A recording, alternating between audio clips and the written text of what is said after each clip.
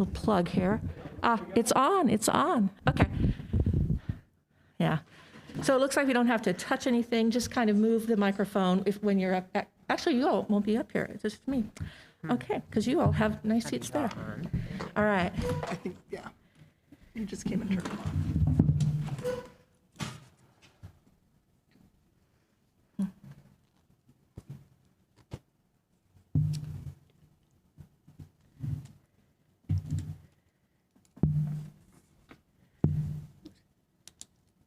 This is the second in-person one? Second. Yeah.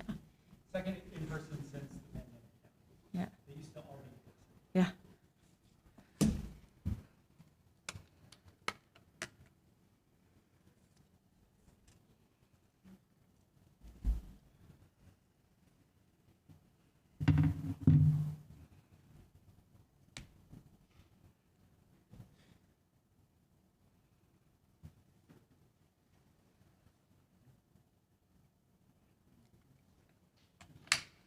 Do you ever get kind of that watch pot never boils? I'm sitting here looking at this clock, and it's been 3:04 for about 15 minutes.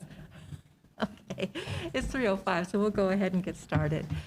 My name is Lorena O. English, and I'm a social sciences and government information librarian at the WSU Libraries. And I will be your facilitator today for today's Public Square event. And this is, as we were just talking about, the second in-person public square since the before times. So we're really happy to be back and in person, and we're also happy for anybody who might be seeing this streaming or watching it afterwards as a recorded item. So first of all, I want to go ahead and tell you what a public square is, and then I'll introduce our panels. So a public square is an open discussion where citizens, experts, and leaders come together to share their thoughts and opinions on a topic. And here at WSU, the Center for Civic Engagement's Public Square program aims to involve the campus and extended community in civil discussion of critical issues that impact us all, consider issues on a local, regional, national, and global level, and reclaim the tradition and art of public discourse. So we'd like to remind people that all public square events are free, open to everyone, and everyone is welcome to share their thoughts on the discussion topic in a respectful way. So I'm going to go ahead and introduce our panel. And our first panelist is Josie Cohen Rodriguez. And Josie is the new Student Life Coordinator for WSU's Gender Identity Expression and Sexual Orientation Research Center, commonly known as GSORCE, with experience as a track and field coach, public policy intern, peer mentor, graduate teaching assistant, career coach, adjunct faculty member, and service learning services coordinator for institutions ranging from Portland State University to the University of Idaho to WSU. Josie brings a wealth of expertise to GSORC. Josie was also co-chair for the Mountain Pacific Association of Colleges and Employers Diversity, Equity, and Inclusion in the Workforce Conference. And you know, one thing I didn't ask was to get everybody's pronouns before we started. So I'll ask you all when you introduce yourself to provide your pronouns. Okay, our middle person is Sandra Kelly, and Sandra is currently serving a 4-year term on the Moscow City Council and is the community project coordinator for WSU Center for Civic Engagement.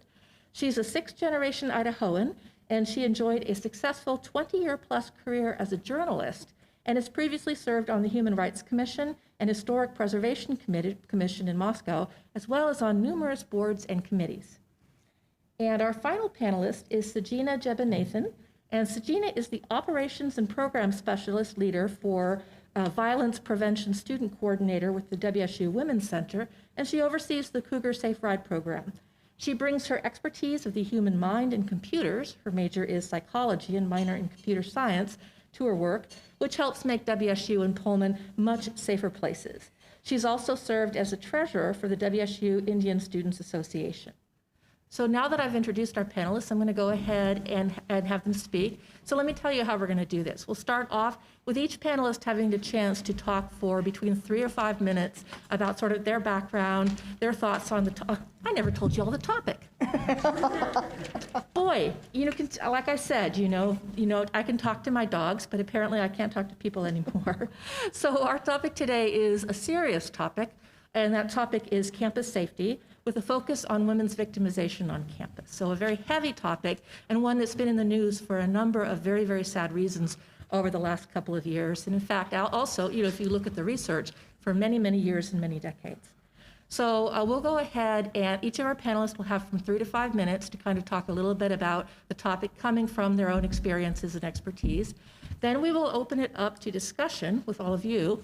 And then what we'll do is we'll have each panelist talk for about 2 minutes, kind of bringing everything together. And then we'll have a little extra time just in case anybody has any questions that kind of arise out of sort of those final remarks. So I'm going to go over and turn it over to Josie. Thank you. Can you all hear me okay with the microphone? Awesome.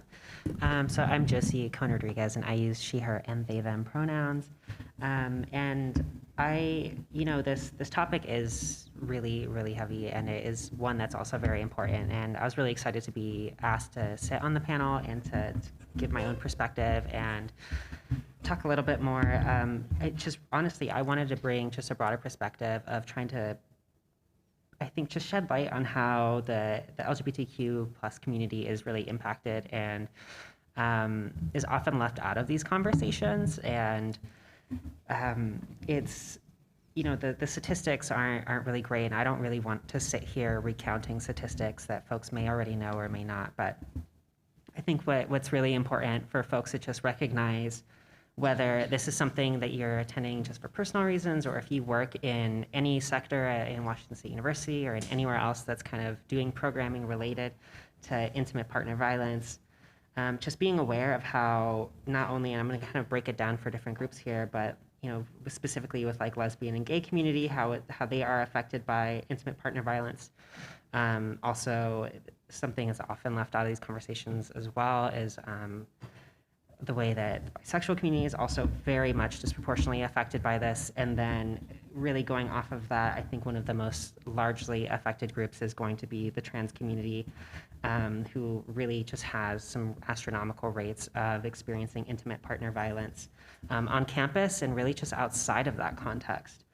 And often, I've attended different trainings at different universities and at different institutions kind of related to this topic, and I have never explicitly heard these things called out of how the queer community is affected by intimate partner violence. And that is really just a major shortfall in programming, whether that is at Washington State University or just anywhere, because it is not just here, it's system-wide, it's institutional, it is also a societal issue and something that we do not discuss. And then also just how that intersects with a wide variety of other identities and backgrounds and cultural backgrounds that folks may come from. And so there is a disproportionate amount of just a prevalence of interpersonal partner violence that affects the trans, bisexual, like lesbian, gay community. And a lot of research and studies that is done in this area often is focused primarily on cisgendered and straight relationships. And, as I was kind of diving into trying to find, what research is available, what has been done, and there is still some stuff out there. I think one of the most shocking things that I just found in some of that research was just kind of the way that strong societal exclusion for folks is actually one of the things that can be tightly connected to just correlated to intimate partner violence. And a lot of that manifests itself from environments that are not welcoming or supportive or really just supporting folks in the LGBTQ community. And this is kind of why conversations around allyship and talking about inclusion are so important. And even when we have conversations about pronouns and we have conversations about trying to understand different sexualities, like all of these conversations come down to things like this. And this is one of the ways that some of these issues really play out in causing harm for folks in this community. And really just that's something that's often left out of those conversations. And I just kind of want to try to loop this back to why we have conversations about diversity, equity, inclusion in the first place, and why we talk about the importance of having not only sex positive education, but education that like really prioritizes and then centers folks from queer communities and also from underrepresented backgrounds, because it is so important to have those identities not only just like upheld and reinforced, but just really clearly valued, because it really does make a big difference. And just related to that, in a lot of the work that I do, I really do try to center a lot more of the joy that exists in community, and that is one of the big pieces. And I know that's not necessarily what our conversation is today, but I do want to just reinforce for everyone that is here that you take time for yourself to process whatever feelings you might have from this session or from these conversations, and just the importance of joy. And that is really, I think, what brings us all together. And I think it's so important for folks to center when we're having these types of conversations, and when we're really trying to just show that we care about another and that we want to be there to listen to each other and support each other. And that's kind of what I got to start out with. Great. Well, it really is great to see everybody here. Again, my name is Sandra Kelly, and I work with the Center for Civic Engagement. I'm the Community Programs Coordinator. And as I mentioned, I also am serving a 4-year term with the Moscow City Council. I work back and forth across border lines in a lot of different ways, both with my job and with my elected position. And then I also have, in my background, I was also a dispatcher for Montana Highway Patrol. And so I bring sort of, I think, as I'm looking at these two very distinguished women next to me, I kind of bring the grassroots layperson view to what we're talking about today. And it is a heavy subject. It really is. It's scary. And what really stands out to me when I was first approached about this is the fact that while it sort of was focused on women, really, when you think about it, it's everybody, right? It is our queer communities, it's our marginalized communities, but it's also our entire community. Everyone is often put in a position of not being safe. And certainly, there are members of our community that are often not safe. So I don't want to minimize that, but I do want to put in everyone's head that everyone needs to be careful and put themselves in good positions. I was very interested to hear that you were a track coach. I also coach track. And I was high school coach, and I was always telling my students, watch out for each other. You have to watch out for each other. We, lived in kind of a rural community, and sometimes it was getting dark at night. Does everyone have a ride home? Do you know who you're riding home with? Are you safe? What are you going to do if you have a flat tire? I felt like their mom half the time, right? But it's true. All of those things come out. How are you going to put yourself in the very best position to get home safely at night? And that doesn't matter if you're 3 years old and just learning how to ride a Strider bike, or if you're my age and felt pretty safe your whole life, or if you're a college student, wherever, we all have to figure out ways to take care of ourselves. I've had a past where I've been in positions where you've had to watch out for people of all different shapes, sizes, and beliefs, right? As a dispatcher, it was I could go on for days about the crazy calls I had, right? And I won't, but a lot of them some of it was drug abuse and violence erupted.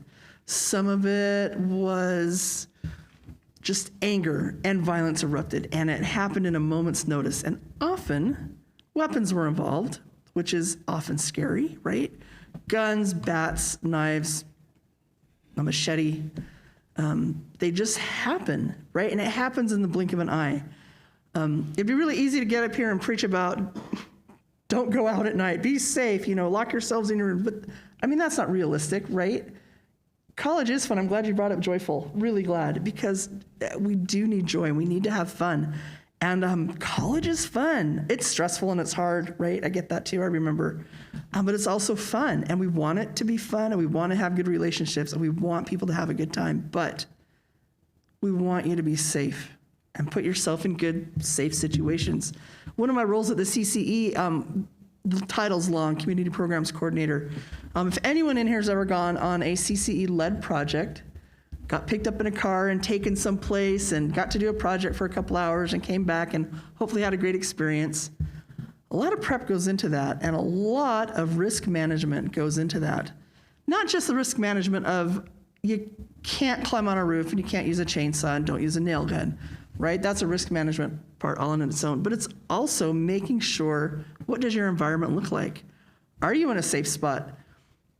Why, yes, this park looks absolutely safe, and we're here to help paint the gazebo. But don't wander off alone, right? Buddy up, make sure you're taking care of each other. Those are things that go into all the things that we plan because everyone's vulnerable. And I know we're going to talk more about that, which is why I'm just trying to give a really basic view of that. But the things you see as a dispatcher, the sad things that come up while working on city council, that all of a sudden people are in jail or they're in the hospital, or you're hearing reports about, gosh, a person was just raped and she can't go in and get checked out for 6 hours because the emergencies room is filled up with COVID patients, right? These are all realities of where we live today. And we need to be, I'll say it the whole time we're here, we need to take care of each other. So I'm looking forward to questions. I'm really honored to be here today, especially with such really smart people around me. I appreciate that all the time. And I appreciate you being here. So thank you for your questions. And until then, we'll move along. Hello, can you hear me? My name is Sajina Jevanathan, she, her pronouns. I'm an undergraduate student actually, so I think I'm pretty underqualified compared to everyone here.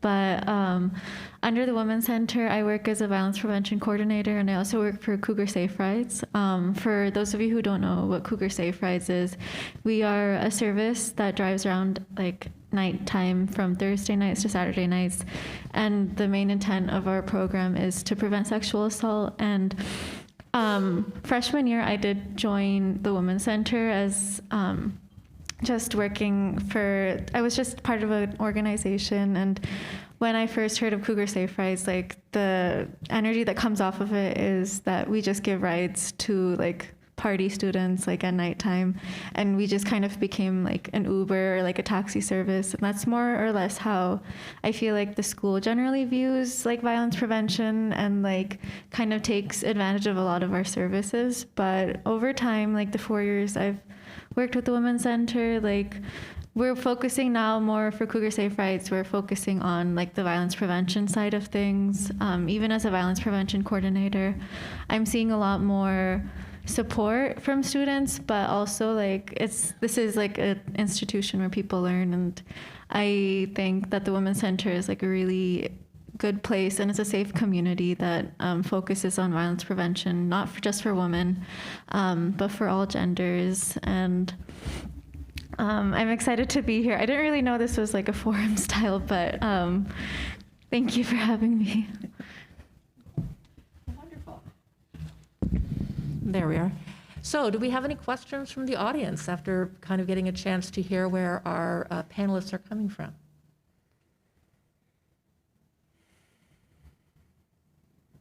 Okay, I'm going to go ahead and throw one out. And then I hope that you all, while we're kind of doing this, I hope you kind of think about any questions that you might have, because this is your chance to talk to people who have some expertise in this area. So my question is, something that's been in the news a lot over the last couple of years is a faculty member here at WSU, Jill McCluskey, whose daughter was at a university in Utah. And she was basically murdered by her partner.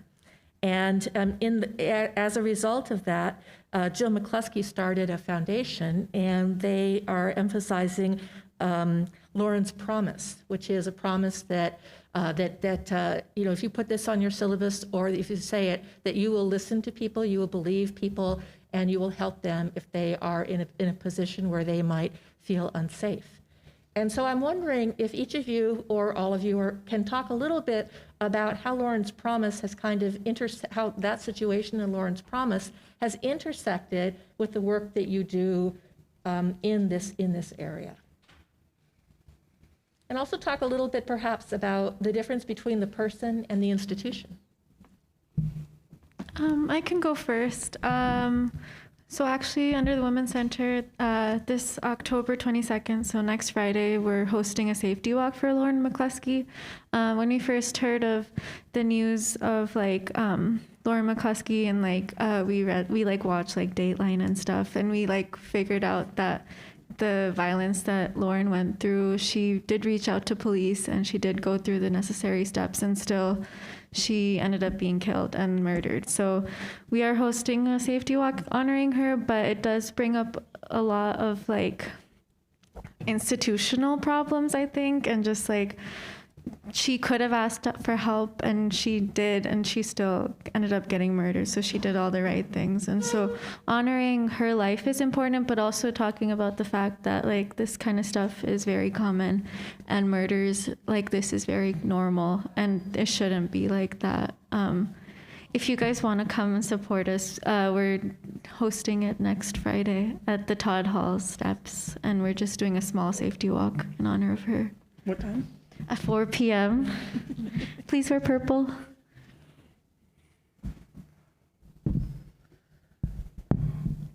I will try very hard to be there. I think that's a great thing.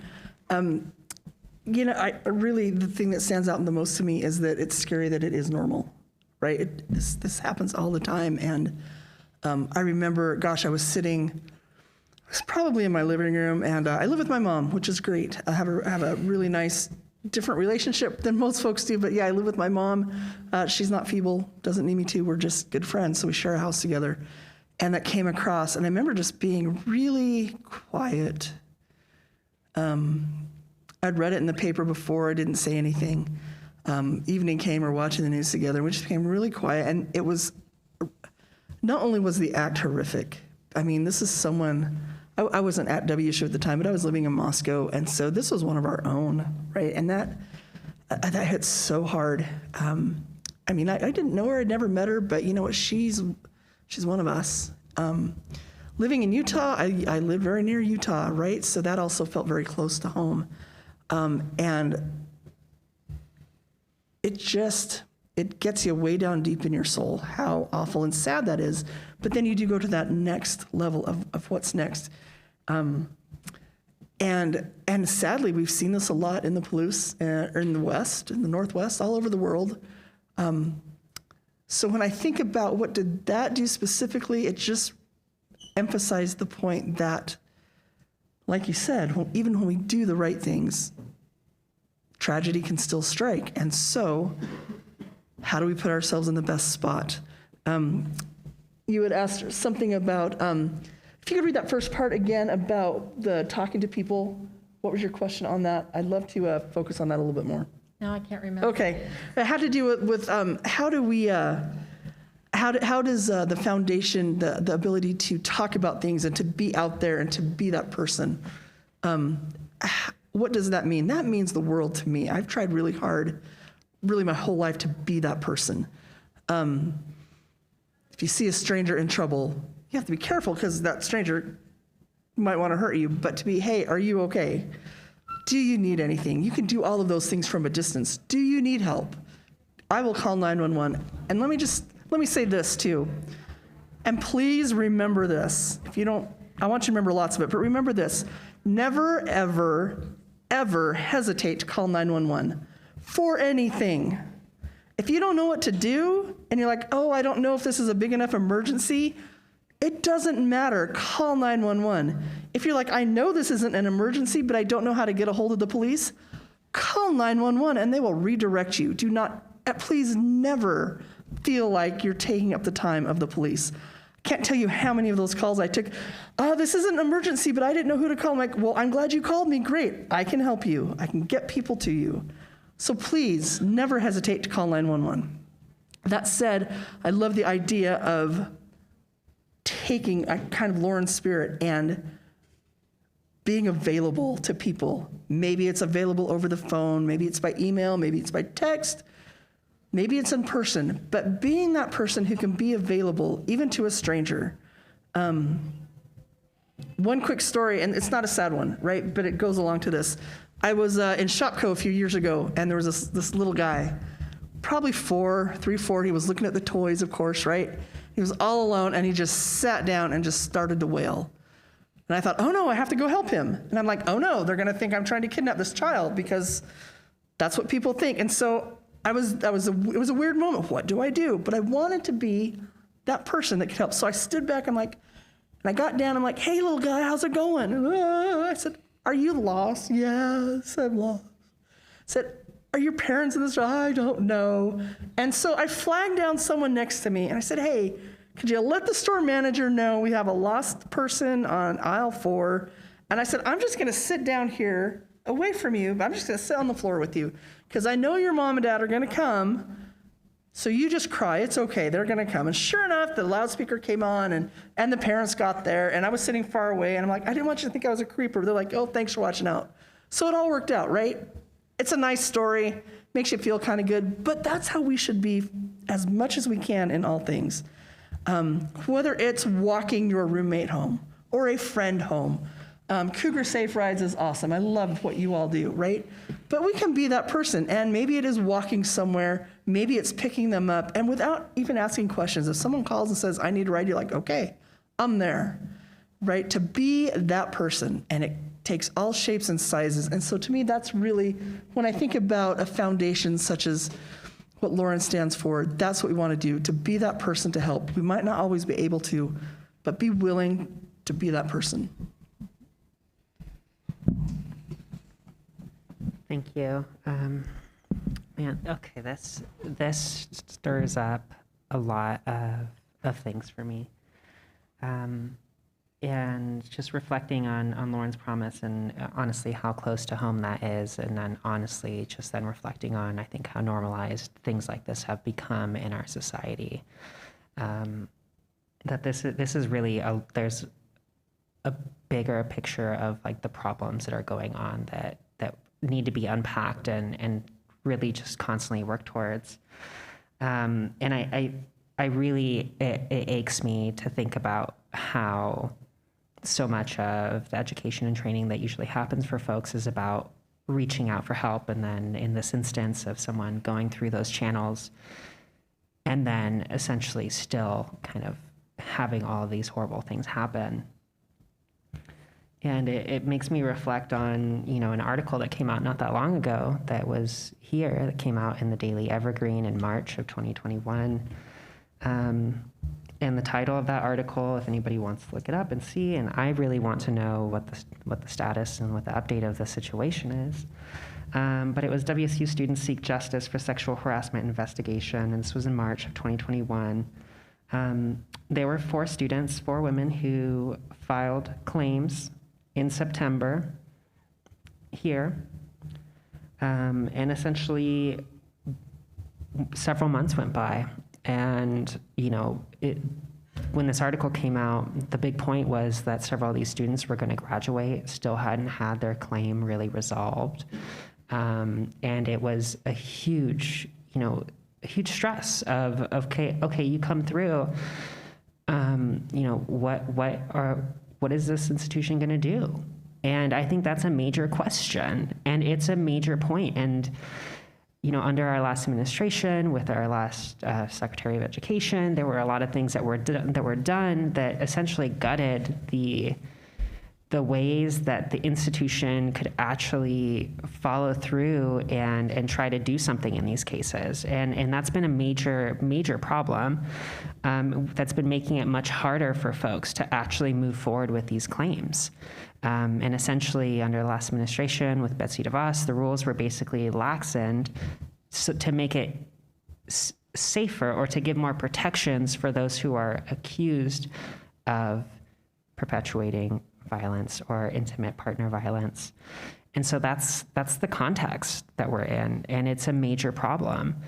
And it's I don't know what to do, and it's that's why I want to bring it up and why I want to say it and speak it, because it is a problem, and folks should be aware of that it is still hard. And even, I think everyone should feel comfortable kind of pursuing whatever avenues that they want to have, but I do think it's so important, that folks are looking out for each other, and that you're looking out for each other no matter where you are within your community, and finding that community, checking in on each other, making sure your friends get home safe, making sure that checking in with them about, a lot of folks don't realize that they are in unhealthy relationships because they may not have had that like just available in their lives. And so many people who have situations like this just like may not be aware, and then from there just not know who to go and talk to.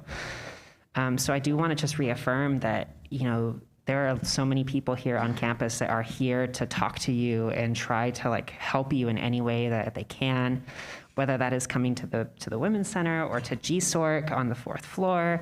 Like, someone will talk to you, like, and we might not be able to like help you like answer everything, but we can help you find those places that you can go. We can help you find those resources. And y'all need to do that for each other. And that is one of the most important things. And I know as someone who has had, you know, like doesn't always feel comfortable calling the police. And I think that a lot of folks feel like that. And, you know, as somebody who is an abolitionist, like it's really hard for me to always advocate for that. But there are still resources that are available for you, especially out here. If you are on the Pullman campus, if you are out on the Palouse, the main resource, and this is the one that would be really helpful for folks to write down. This is also all over the WSU website. But Alternatives to Violence on the Palouse is a resource that is out here that has tons of things for anyone to access. They have legal and financial assistance available. They also have support groups. They have crisis intervention that they have that's available. If you do call a police officer and a police officer is there and you do not feel comfortable or safe, you can then ask them to send you someone from Alternatives to Violence on the Palouse, and they can send one of their crisis managers to come over and help you with that. And also, they have a 24-hour hotline and like I just said, that in-person crisis intervention, which is available through Alternatives to Violence on the Palouse. And there are also a bunch of different avenues that you can go just on campus just to like help get referred. So if you can't remember that, but I do recommend folks, you know, I think that's a great resource to write down and have available. But the Women's Center and GSORC would be more than happy to refer you to those. We are very familiar with those resources and would love to get you connected. And those are, I think, some of the most helpful ways that just help you cope or manage or just find answers or get resources or get advice from a legal professional who can just really help you figure out what your options are and how you want to move forward and what you need to feel safe and comfortable, whatever your situation is. Josie's emphasis on intimate partner violence is really important because research has shown that basically 70 to 90% of sexual violence is committed by someone who's close to the person whom the violence is being committed against. So that's a really important part. Do we have a question? Do we have a question? Yes. Oh, yes. You brought up She- the relationships and how a lot of. Give me a second. You bet. You bet. Do you want to come up and ask the question through the mic, or do you want to kind of have me restate it for you? I think I'm gonna stay. Okay. I gotta remember real quick, and then I'll raise my hand. All right. That sounds I good. think I know what you're maybe at. So let me just say, Unhealthy relationships. yeah. What are signs to know that you're in one, and what are you supposed to do when you're in that situation? There we go. Excellent. That's a really good question. The question was, what are some signs that you need to know to determine whether or not you are in an unhealthy relationship? Panelists. I'll just kind of go first and say that a lot of just the research that I was reading, it was really just around a lot, and primarily for young folks, for folks in college, that a lot of folks, when they do surveys, do report that they have experienced intimate partner violence, but often do not recognize it. And that is really what that point was coming from, was that this is happening and folks may not realize that they are experiencing it or potentially perpetuating it. And I don't have like an easy answer on signs, but I do think that something that I would recommend is really, I think, just the usefulness and really just like how important things like therapy are and counseling. Like if you know you have like anger issues or if you have conflict that's happening, like just talk to someone about it. And I think those things can be really healing and really just help give you light onto what some of those issues might be that can come from your own personal history, or whatever it is. And it's just the only way you can unpack those things is if you spend time to reflect on yourself and your life and your experiences. And that's where I think things like counseling and therapy are just so helpful and invaluable in giving you a space that's structured to do that. And also, I think sometimes just the liberal arts can be really helpful. That's why I think it's so important to be here at a university and getting a liberal arts education and spending time reflecting and writing, because those things can be part of that journey and figuring those things out for yourself, because everyone is different and every relationship is different.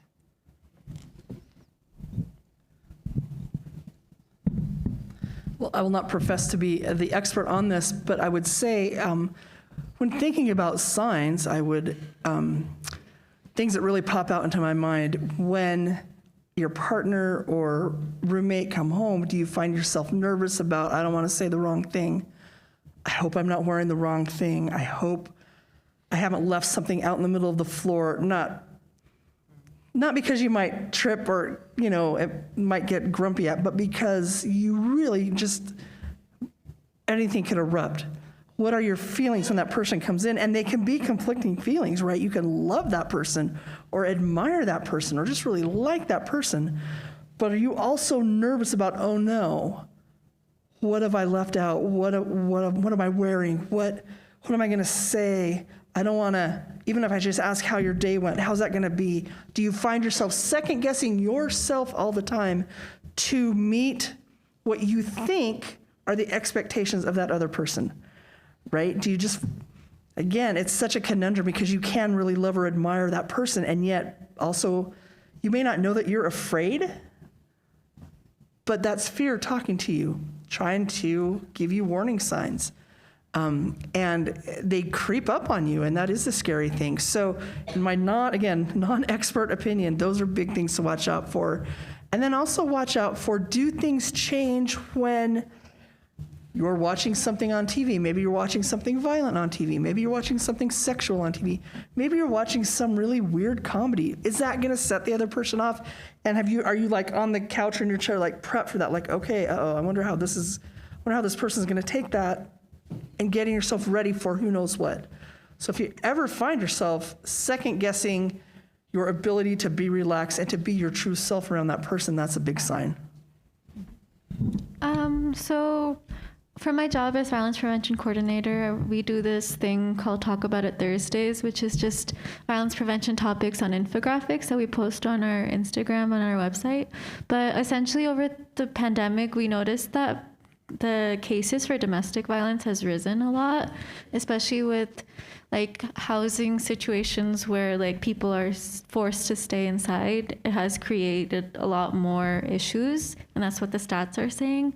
And we don't really know how to like solve this per se, but we do, on our infographics, we do try to highlight like tips to like, and like things to look out for, like in intimate partner violence, like how you're feeling, like if you can read your own emotions, like how like reading your own energy is important, stuff like that. Like there's a lot of different violence topics, and like there's a lot of things that go into play when like with power imbalances, and like there in like domestic violence, there's like a wheel with like little slivers where it talks about multiple different like ways that power can be held over people. Like going online and doing your own research, like it isn't recommended, but like if you don't have access to like a therapist or a counselor, like as students here, we do have like CAPS, like who is a really good resource for us. But if you ever want to like, it is like a hard, like intimate partner violence is very complicated. I also just want to kind of add to that for folks kind of trying to figure out like what this means, or if you have a preconceived notion of what interpersonal or intimate partner violence is, it involves multiple different aspects. It's not just like physical. So it includes not only like physical, but also psychological and sexual violence. And so these are all they're all related. And so I think that might be another way where some folks might not realize how this could be manifesting itself, because it can be psychological. It can be this thing that happens just through your relationship that might not happen through like an actual physical altercation, but it can be through these like power dynamics and different things that could play out like that. And so I think that's helpful for folks to just know. I'm a librarian, so I do like to refer people to books. A really good book that gets to the heart of some of the things that our panelists have been talking about is a book called The Gift of Fear. And I can't remember the guy's last name, but it's Gavin something, The Gift of Fear. Really excellent book that I recommend people reading because, for all sorts of situations, it's really kind of about learning to really understand your instincts. Okay. Let's see, do we have time for, I think, one more short question before we kind of need to start winding things up? So does anyone have a question? Yeah.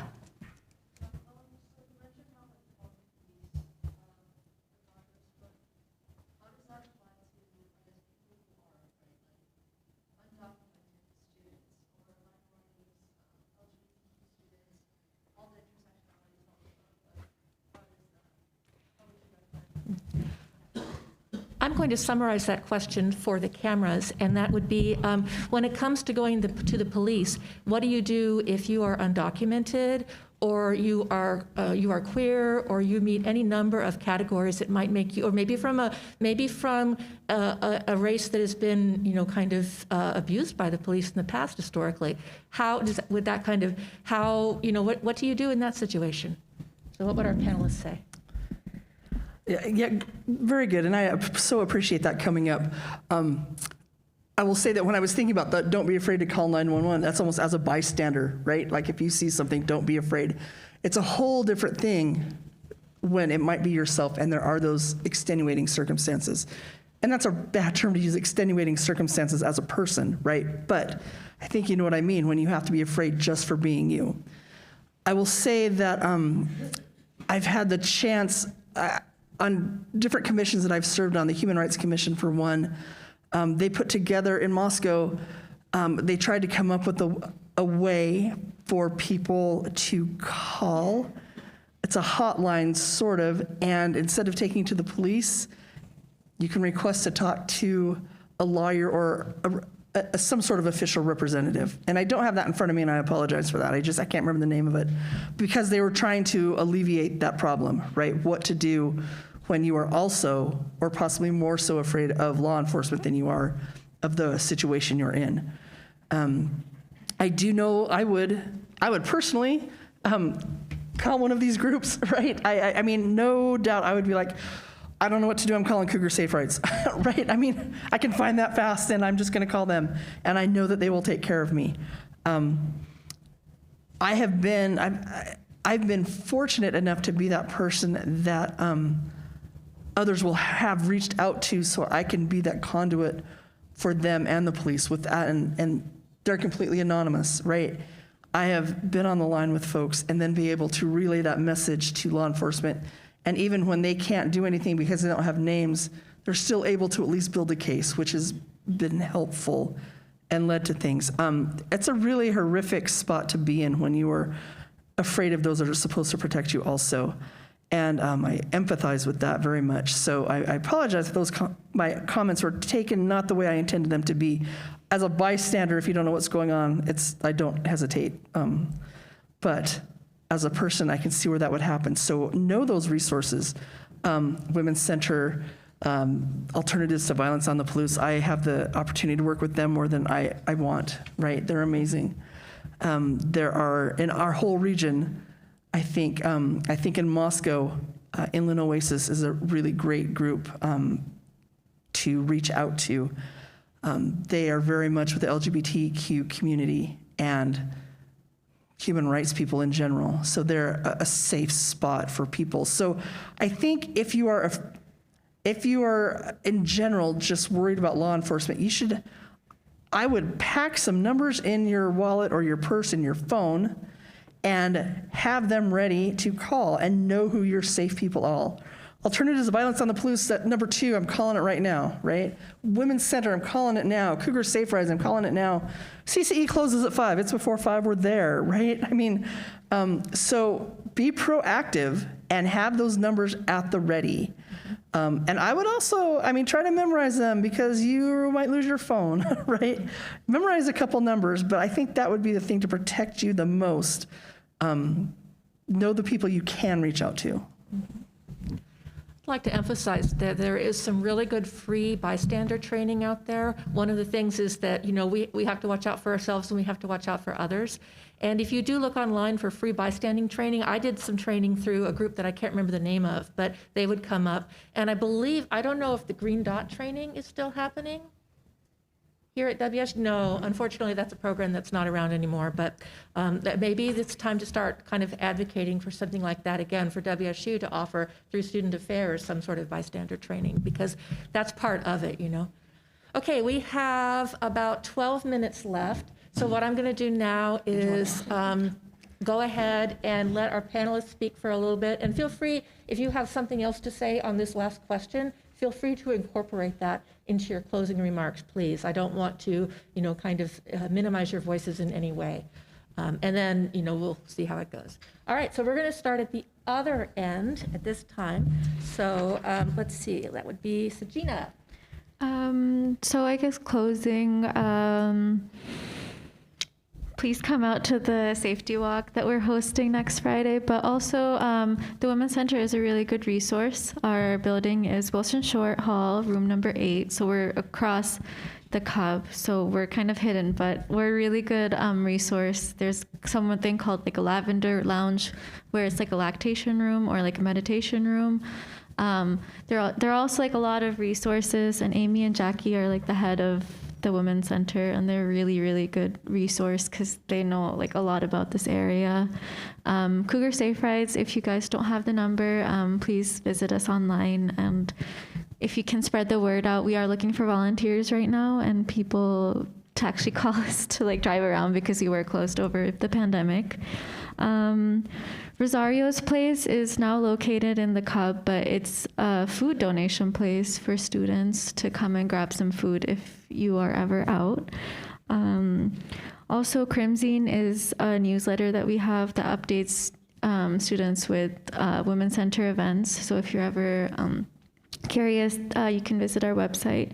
And we're also, I'm not sure if you guys know, but the Clothesline Project is normally hosted by YWCA, but this year we're taking it and hosting it in the Cub. So the whole of next week, if you want to look at it, it's going to be in the main floor with just T-shirts from survivors, just talking about their story.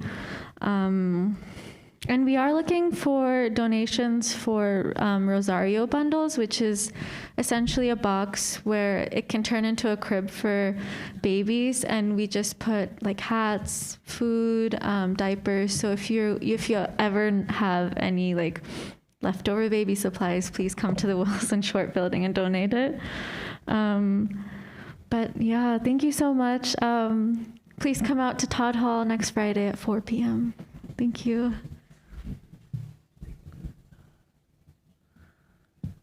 Yeah, to end things, thanks for being here. The people in the room for sure, because we're trying to make eye contact with you, but all those folks that are able to watch, this is such an important topic, and I really appreciate the folks that put it together.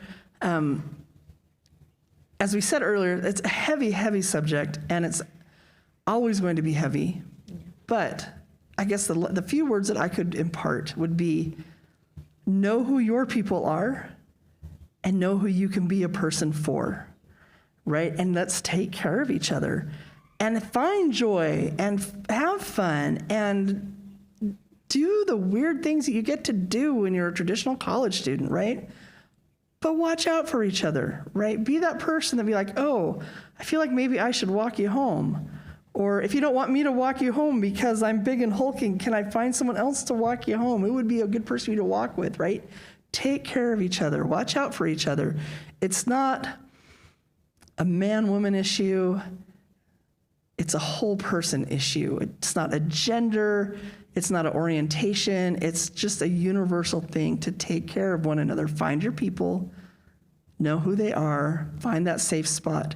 I appreciate the thoughts on the counseling and the reflection and the figuring out who you are and looking for triggers in people around you. Maybe it's family, maybe it's a relationship, maybe it's just a roommate or a person that lives 4 doors down in the dorms. Listen to that little fear warning. Get your numbers, we don't want to be all scary, like get all your numbers and never go out alone and always have a flashlight with you and always be safe. And all those things are true, but find the joy, because this is a joyful spot. When you brought up Lauren's foundation, that's part of it. She's a joyful person, right? What a really horrible thing happened. So let's find joy in where we are and enjoy our situations, but watch out for each other and keep each other safe and know your resources. Yeah, thank you everybody for just the space and holding space for these conversations and for being here in person and virtually. I think just one of the things I want to just leave folks with is just how important it is to be coalition building and building community and building a network. And often our community is all we have. And it's so important to have that and find those folks that you can rely on and that you can talk to. And that is one of the most important things that we can do. It's probably one of the things that I've really learned the most in my last few years that I've been really active organizing. Especially around abolition work, I've just learned the importance that you can build these things, but you need to come together and find community that has the same values and priorities as you and build those things.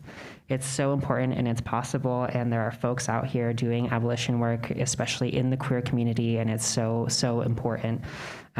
If anybody is interested in learning more about some of that, I'm a member of the Brokeback Police Collective, which is a queer abolitionist collective. And you can find us on Instagram. It's at Brokeback Police. And that's just organizing different events in the community, doing mutual aid, doing microgrants for folks in need, doing referrals to folks who don't know where else to go if they don't feel comfortable going through the traditional channels.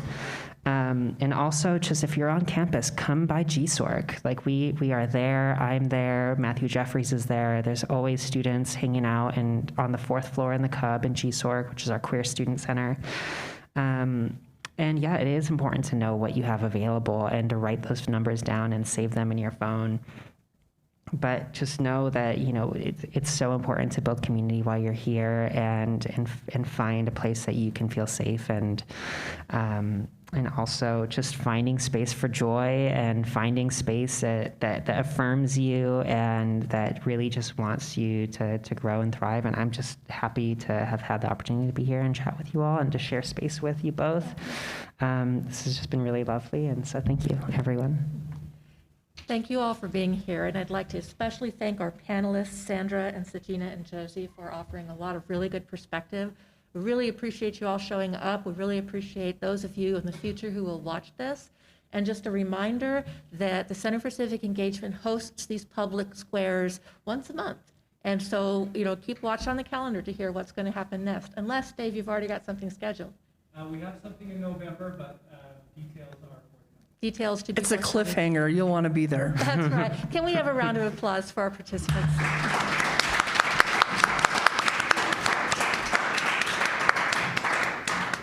Thank you all very much. Thanks, Lorena. Thanks, ladies. That's great. Thank you so much.